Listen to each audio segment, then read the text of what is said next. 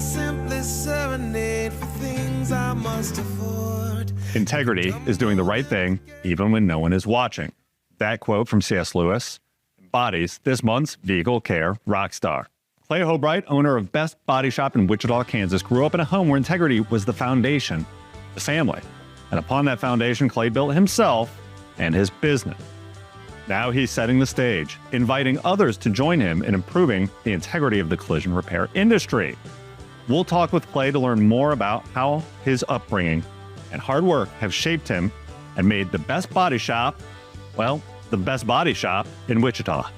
What's going on, boys and girls? This is Clay Hoberecht over at Best Body Shop. Think about this scenario for a second. Imagine a nightmare situation where you're in need of a surgery in order to save your life. Would you trust your doctor's advice or your insurance company? Yeah, the answer is pretty obvious. Here at Best Body Shop, we've got your back.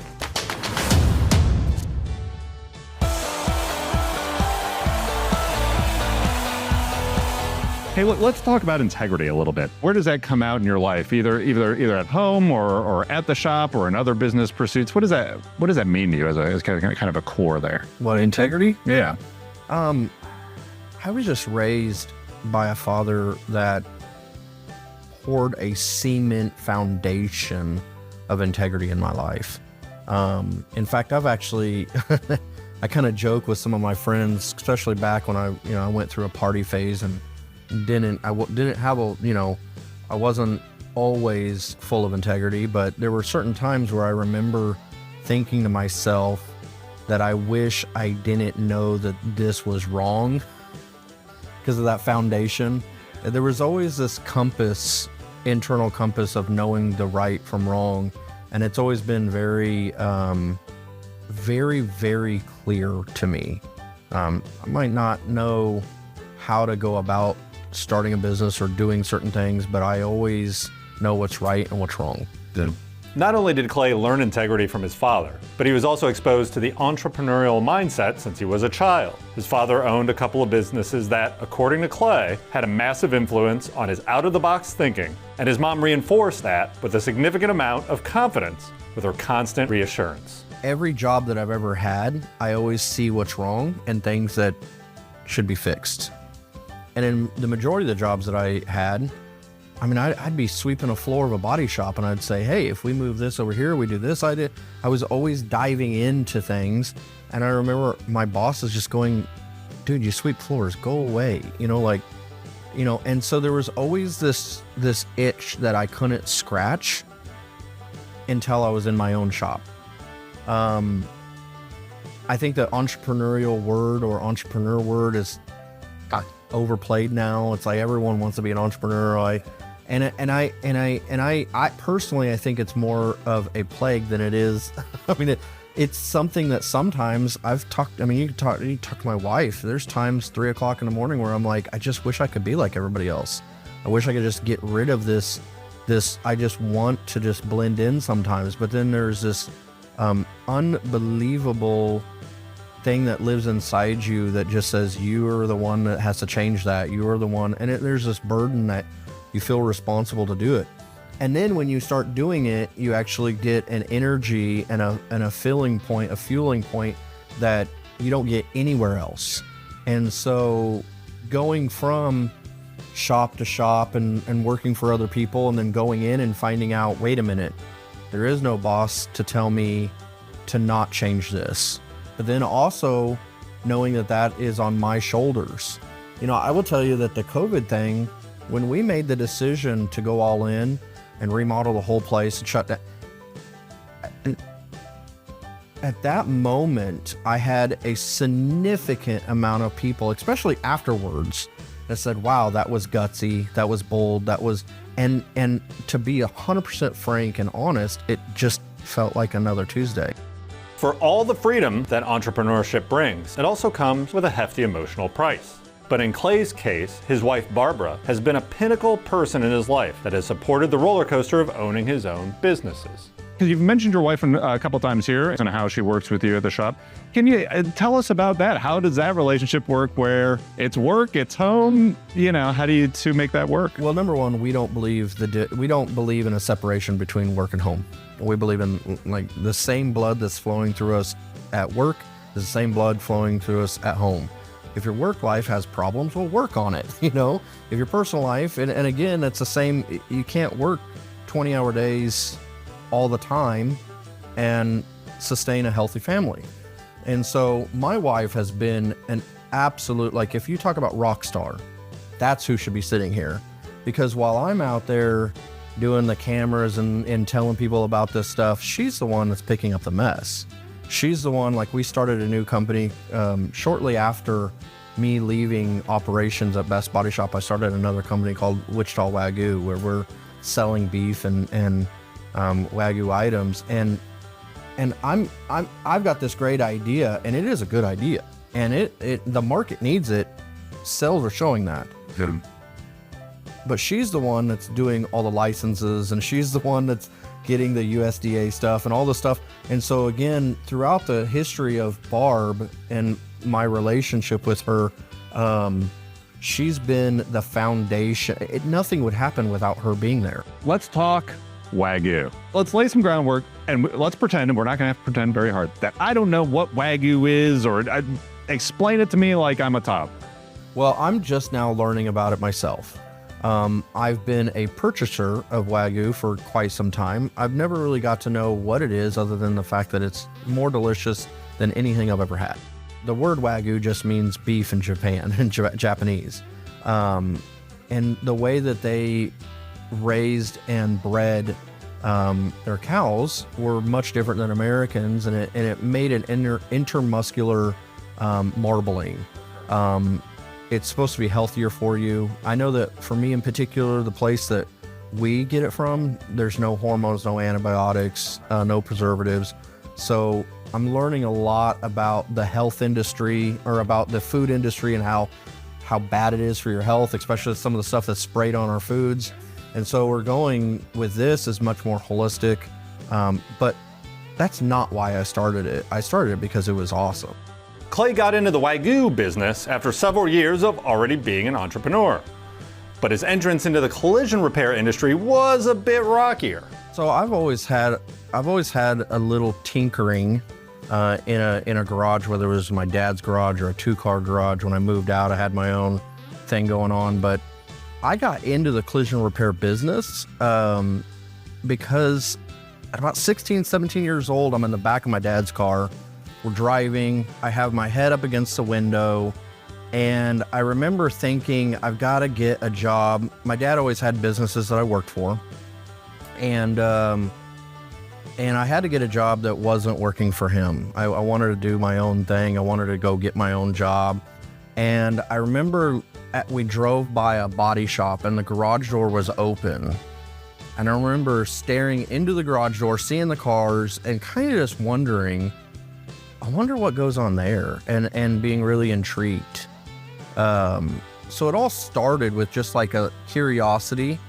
I later on went, it just so happens that my mom grew up with a guy that started a body shop and had it for 30, 40 years. And so I went and applied at his place, and he said, hey, if you don't have any skill, we really can't hire you. So I went back to the shop that I was staring into. They couldn't hire me, same reason, don't have skill.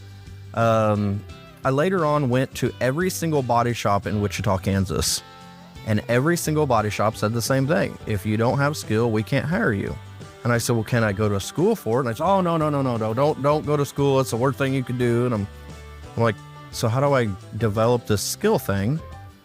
So I got creative, and I think this is where the entrepreneurial blood kind of showed, and I didn't know it was entrepreneurial blood till much later in my life, but I actually went and got a job at Walmart, third shift, and then went back to the first shop I went to and said, hey, I'd like to start Monday, but I'll work for free. And so I actually worked at that body shop, Auto Body Complex, for a year for free while working at Walmart to pay my bills. Yeah. And so that's kind of how it all started. About a year after that, Greg Johnson, the owner of Auto Body Complex, which was this eccentric, crazy, artistic, he does art and he does sculptures, but he also owns a collision repair facility. About a year later, he goes, hey man, I think you could probably get paid to do this.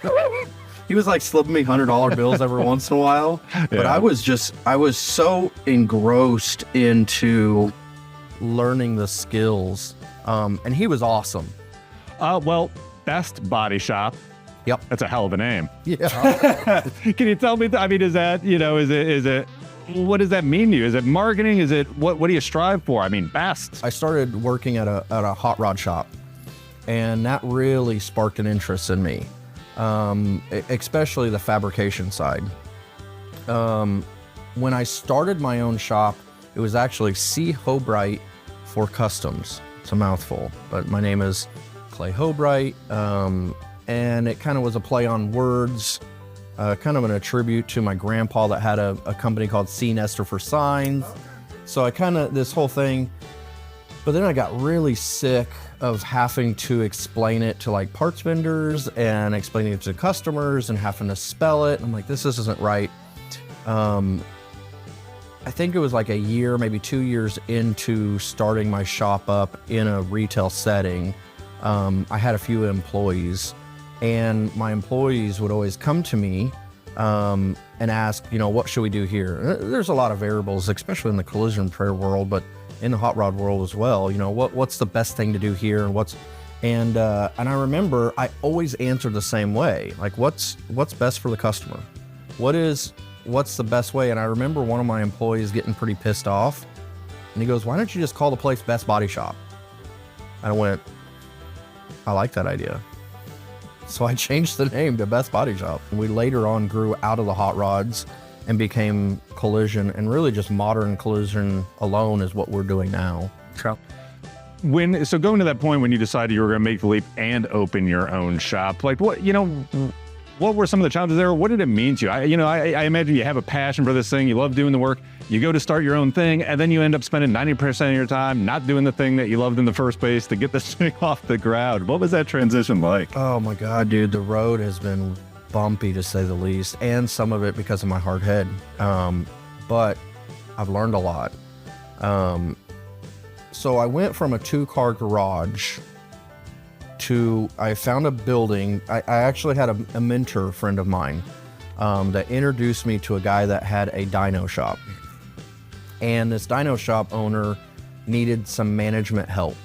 So I had about 20 meetings with him trying to figure out different ways. And what I was gonna do was I was going to put my 2-car garage thing off to the side, help him run this business, add it to my portfolio, and then, continue on my own shop. I later on met the landlord of the property, and there was a few buildings on the property, and the landlord said that there was a piece of property, a 2,700 square foot building that was gonna be coming up for lease.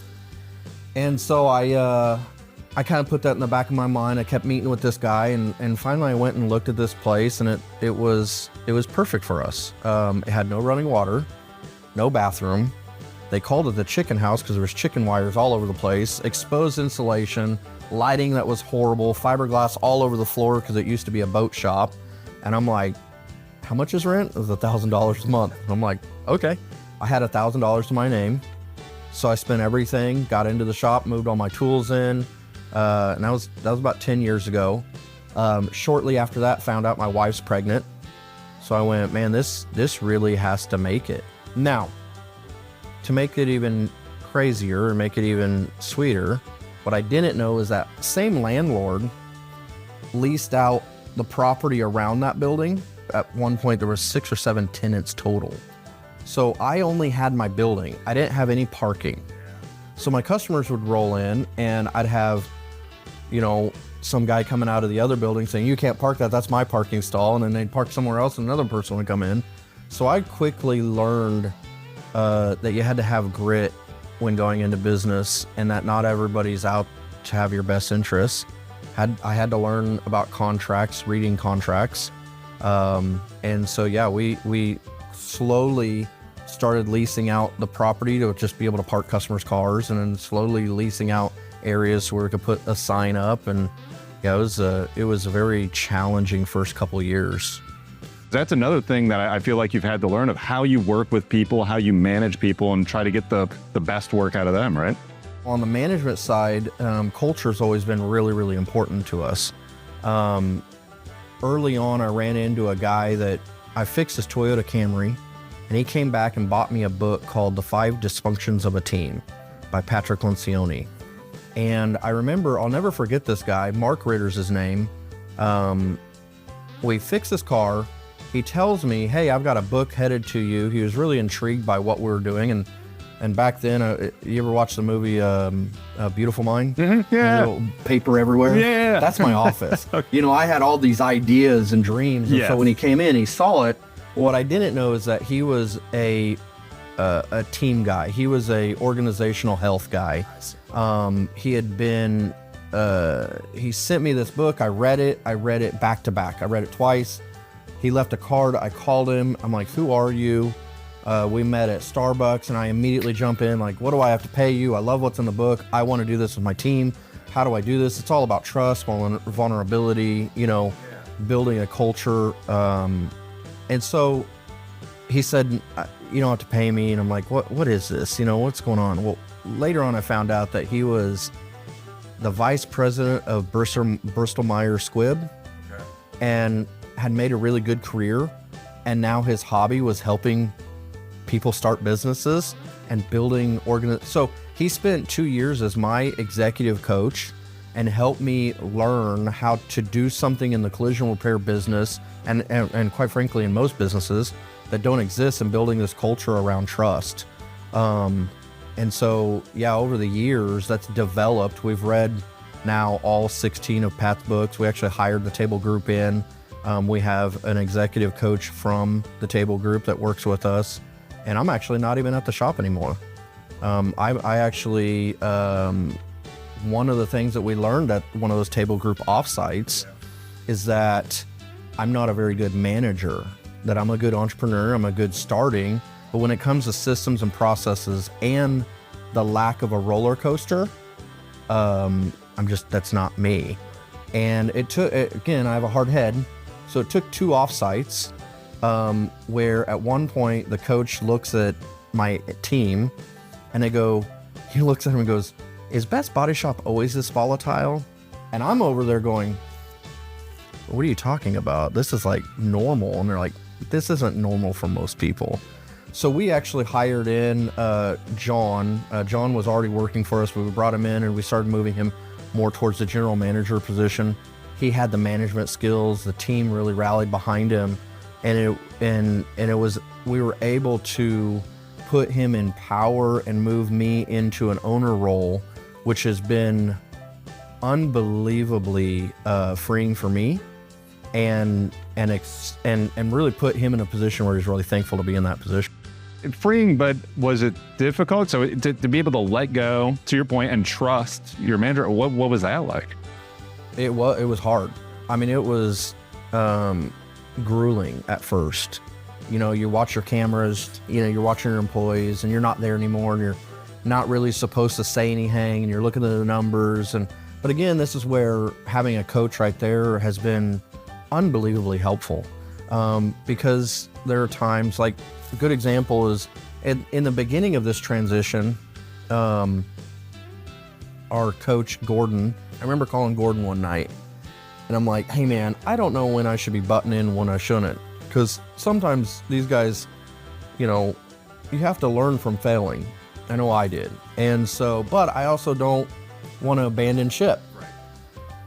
So he said, how many hours are you there? And I said, I don't know, I've cut back a lot, 8 to 10, hours a day. And he goes, why?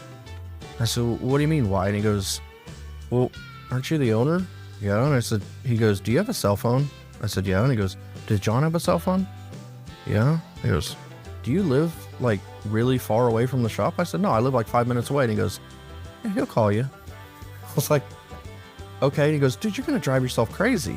Plus you're limiting his ability to manage. And so I did. I went to John and I said, here's the deal. I'm going to be here, half the day or half as much as I am normally.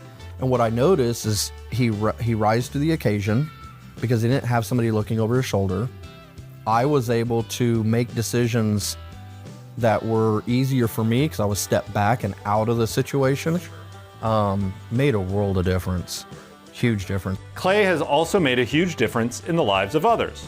his staff, his customers, and his community. At no time was this more evident than during the pandemic, when he not only kept his staff working, but also reached out to others to see if they needed help. Take me through how you've gone through the pandemic and how you've come out of it here, because I found that really interesting in your approach to business. Yeah, so I studied, so I'm a big Grant Cardone fan. And Grant Cardone talked a lot about 2008 and the Lehman Brothers and the financial collapse and how horrible it was. But there were very few people that capitalized on that tragedy and went all in investing when everyone else was hiding. I remember studying that pretty religiously, knowing that history repeats itself, and always keeping my eye open to, at some point, something like 2008 is going to happen again, and I want to be ready for that time. When COVID hit, I remember, we're from Wichita, Kansas. We're right in the middle, so we kind of get news 3 days later, kind of a deal. We react a little differently than most, and I remember seeing this thing come across the news and how it was saturating the news. Everybody was talking about it, and there were these shutdowns. So I get a hold of my wife and I said, we're gonna go all in on this deal. I feel like this is gonna be a huge deal. Everyone's gonna shut down, and during that time, we're gonna capitalize. And at that moment, and she was like, what does that even mean? And I said, I don't know. All I know is that we're gonna work more and we're gonna push all in further than we've ever done. And I don't know what that looks like. We tossed around the idea of turning up our marketing, working more on cars. There was the real fear of my staff getting hurt or their family again when it very first came out. We didn't know what was real, what was fake. We didn't know what was truth, what was. And so as an owner, I'm going, man, I have a responsibility here. So I remember thinking about all this thing, and then I went just logistics, and I went, man, there's less wrecks on the road. We're an independent shop. We're not a DRP shop. So those insurance companies are pushing cars to their DRP shops even harder than they've ever pushed before. And so for me to overcome that objective, I'm gonna have to market more and have to do a lot more, all while trying to figure out how to stay safe and all this other stuff. And then I remember we were looking at doing a remodel of the shop. We had worked, at that point, 6-7 years straight without doing really a whole lot of upgrades. We got the equipment we needed to do, but our electric was horrible. We had a insulation that was falling. We had lights everywhere. We really didn't have a wash bay. We had a really cheap booze. And so I said, you know what? Why don't we shut the shop down and remodel everything? And so we did. We shut down for 44 days. During that 44 days, we leveraged everything we possibly can, liquidated all of our cash, and bought new booths, multi-benches, put in a detail bay, remodeled the office. And we got it done for pennies on the dollar because everybody was being laid off. Right. No one was working. Right. And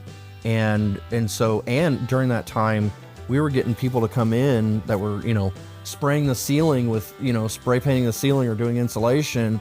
And they would come over and say, hey, my kid's sister just got laid off. Do you have something for her she could do? She's got kids. I'm like, can she sweep?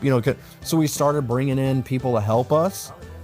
We learned how to cut cement and lay plumbing, and we did all kinds of stuff. The whole team, we kept the entire team on during that time. And it was a tragic time, but it was a blast for us as a team. We really got together and had a lot of fun doing something that none of us were experts in. But in the back of my mind, I thought, if we can build cars, how, we can help in the construction side. And we had a lot of people that would advise us on what to do. When we ended that time, during that time, what we also did is that with the office staff spent time calling, and this is something I'm very proud of. I think my wife thought of this idea. We printed off like 7 years of customer database. We called every single customer to ask them if they needed anything. I mean, during that time, people were without jobs. They were scared to go to the grocery store. So we offered, hey, do you want us to go get you toilet paper? Like anything. Anything. So we were getting these phone calls where people were like, what? And like, hey, this is so-and-so over at Best Body Shop. I know tonight, we're shut down, but we have some time to, would you like us to bring you some soup? Would you like us to, and people were really blown away that was even being asked out of a collision repair facility. But we genuinely wanted to reach out to our community and go, are you guys okay? Is there anything we can help with? It was kind of cool. Amazing. Okay, so all that come out of it great. What is if you have a crystal ball, what's the future look like? What do you want to do going forward? With my shop, John taking over, he's a systems and process guy. So he's going to take everything that we've done for 10 years and create systems and processes that are repeatable. I would like to see 6 locations in Wichita, and then I would like to make it into a national brand. So that's the future of Best Body Shop. I'm really excited because John is perfect in his place where he actually really loves to develop those. If you came and asked me, hey, how do you do X, Y, and Z in your shop? I would love to tell you about it. And then if you say, well, can you write that down and make it a repeatable model that you can train other people to? I would rather suffocate. I mean, it's horrible. Yeah. I hate it. And he relishes in it. And I'm telling you, since him taking over operations, we've seen such an uptick in productivity and morale, because it's not emotional anymore. It's more logistical, and it's based on a system and a process that's been created, and it's actually written. Not just a created process that's in Clay's head, but a written model that says this is who we are, this is how we do this. Clay Hoberecht clearly embodies a rock star, not just because of his ZZ Top-like look, but because he's using Best Body Shop as a platform to educate his customers and the greater collision repair community on the right way to do things. Keep it tuned here. We're going to talk more with Clay to learn about the ways in which he's going about that, what he wants for the industry, and how he supports his team at Best Body Shop. See you on the next one.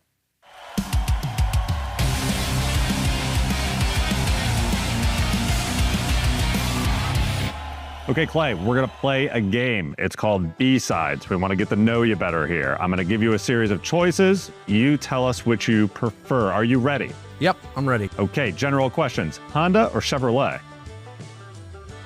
Chevrolet. Chiefs or Royals? Chiefs. You get invited to one dinner with either Chiefs quarterback Patrick Mahomes or financial guru Dave Ramsey. Where are you going? Dave Ramsey. What question would you ask him? Why doesn't he have more debt? Audible books or music? Audible books. Very good. We are here for Vehicle Care Rockstars, so we got to talk about music. Rock or country? Rock, but I have been getting into country a little bit, thanks to Cody Jinks. Jazz or Christian worship? Jazz. Red Hot Chili Peppers or Cody Jinks? Oh, come on, man. The Peppers. Favorite song? I don't know if I have a favorite song. First concert? First concert was probably DC Talk. Last concert? Cody Jinks. Favorite concert? Red Hot Chili Peppers. Top 5 artists? That's tough. Peppers, Jinx. Man, there's a new guy, JKVE, that I'm in love with. And then whatever Pandora finds for me. Okay, we've talked a lot of work, but sir, you probably also like to have fun. Weekend by yourself or with your family? Both. I can squeeze that into one weekend. Bonfire or movie night? Oh man, bonfire with a movie night in the background. Now you're just cheating. Playing pool or bass fishing? Oh, come on, man. Okay, I can cheat that one. I will fish during the day and play pool at night. Fair. Biggest fish you've caught? My PB right now is just under 6 pounds. Favorite fishing spot, if you can tell us? I cannot tell you, but it is right in the middle of the city and no one knows about it. Dream fishing spot. Anywhere where there's double-digit bass. What questions should we have asked you today? All the hard ones.